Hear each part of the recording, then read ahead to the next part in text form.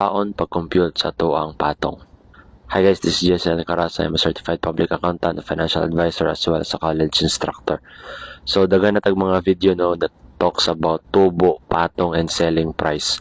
And this is one of those videos na pod because daghan kaayo og confusion surrounding the computation of our selling price. Okay, so to further explain unsa kung bot pasabot let us have this illustration.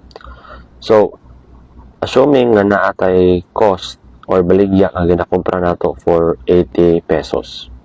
Ang atong markup is 25%. So, mani siya. So, ang kasagaran ginabuhat nato is we will just take the 80 and then i-multiply nato sa 25%. So, magawa si 20 pesos. Ano 20 pesos, i-plus nato siya sa atong cost nga 80, then naa na tayo selling price nga 100. Again, walay problema ana. Ang problema ana is if the same percentage ang ato ang gamiton tapos ibangga na nato na siya sa atong sales. For example, mahalin ng tag 100. Kaya tag 100 man atong selling price. Kaya kay nagtuo man ta nga 25% atong patong, we will just multiply the 25% sa ato ang sales nga 100. Then, we would assume nga 25 pesos sa ato ang ginansya. This does not make sense. Kay sa kaninga computation, 25 ang atong ginansya, pero sa kaninga computation, 20 lang atong ginansya. So, anong lahi man? Tungod kay kani siya nga method markup based on cost. Okay, the cost business niya. On the other hand, kani siya nga computation based on sales. So, unsa may kalahian ana? Ang kalahian ana nila duha is can be illustrated here. So, diri the cost nato is 80 pesos. The 80 pesos is represented by the 100%. The markup is 25%, mo na siyang 20 pesos. And the selling price is actually 125% based on the cost. Kumbaga, in other words, the selling price of 100 is 125% of the cost, which is 80. So again, 100% ni ang cost, 25% ang markup, and then the selling price is 100. In terms of percentage, it is 125%. On the other hand, kung mag-based on sales ta, if ang cost nato is 80, the 80 here is 75% of the selling price. Selling price nato is 100%, cost is 75%, and the markup is also 25%. So, ang sakto ani nga paagi kung mag-based on sales ta, ang presyo nato dapat is 106.67 and then the markup is 26.67. Yun sa mana siya pag-compute. So, we will just take our cost, 80 pesos, and divide it by the corresponding percentage of our cost, which is 75%. Ang magawas ana is 106.67. So, mo na ni ato ang selling price. Okay? So, let us have some problems para mas masabtan nato and mas ma-remember nato. So, problem number 1. Duha ni ka problems. Let's start with problem 1. If sales is 5,000 pesos and the markup is 25%, how much is the gross profit? A, based on cost. B, based on sales. So, again the 5,000 is our sales. Sales, 5,000 pesos.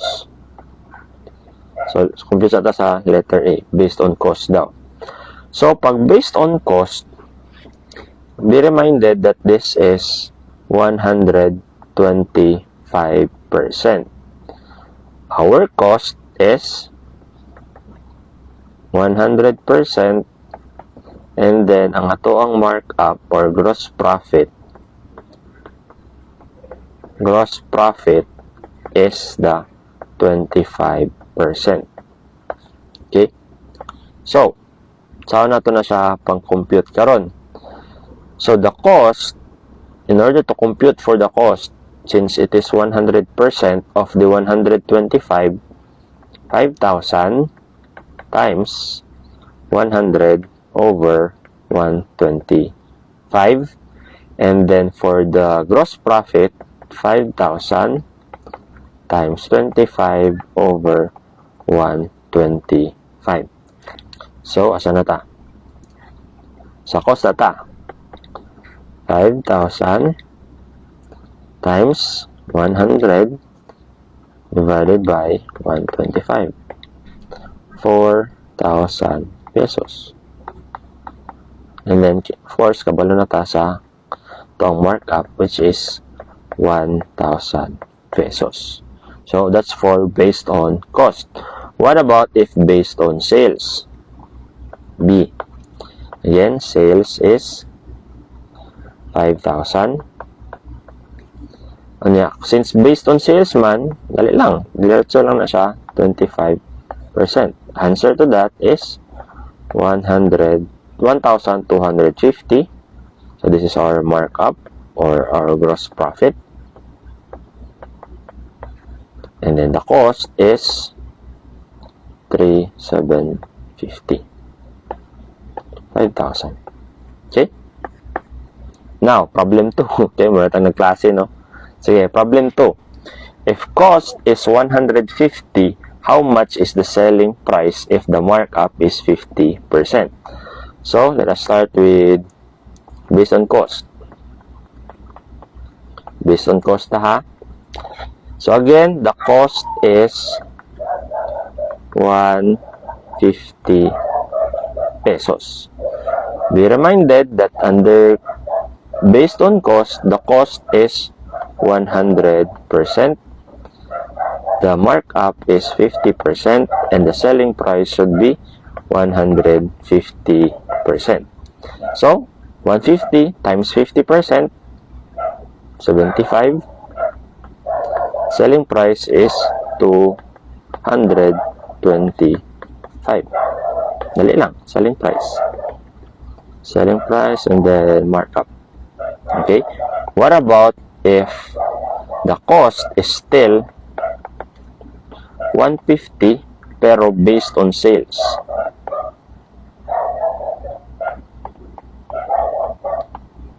Based on sales. So, saan na to siya pag-compute? Take note, cost is, sa based on sales, cost is 50%. And then, the markup is 50%. Kanya, ang atong selling price is 100%. So, dali lang. 150 divided by the cost. Kani? Kailan man eh? This is 300 pesos. 300. Yung markup is 150 pod. So, to check if tama ba ang atong answer, 300 selling price times 50%. 150 ang atoang markup. Okay? It doesn't really matter kung unsa ang inyohang gamiton, whether based on cost or based on sales. The important thing lang is dapat consistent ta. Consistent nga cost atong gamiton sa pricing and pag-determine sa gross profit, and then kung mag-based on sales po ta, consistent po ta sa pricing nato and then pag-determine sa atong gross profit. Kaya kung lahi ang atong gamiton for the pricing, lahi atong gamiton sa for the gross profit, there is a tendency nga basin ma-overestimate or ma-underestimate na to ang ginansya, and that might have a negative impact sa ang financials. As to unsa ang better, well, wala man jud better sa ilaha. Pero ang kasagaran jud ginagamit is based on sales, kay mas dali siya gamiton in computing the gross profit. Ito lang siguro, and mga bisa tanan.